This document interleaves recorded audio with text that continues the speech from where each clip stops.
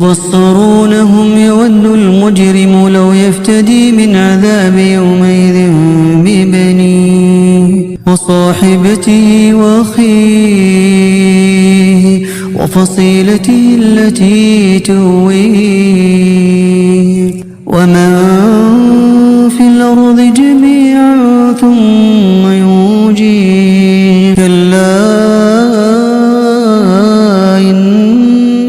إنها لظى نزاعة للشوى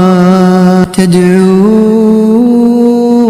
من أدبر وتولى وجمع فأوعى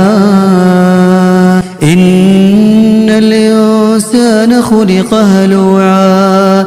إذا مسه الشر جزوعا وإذا مسه الخير منوعا إلا المصلين الذين هم على صلاتهم دائمون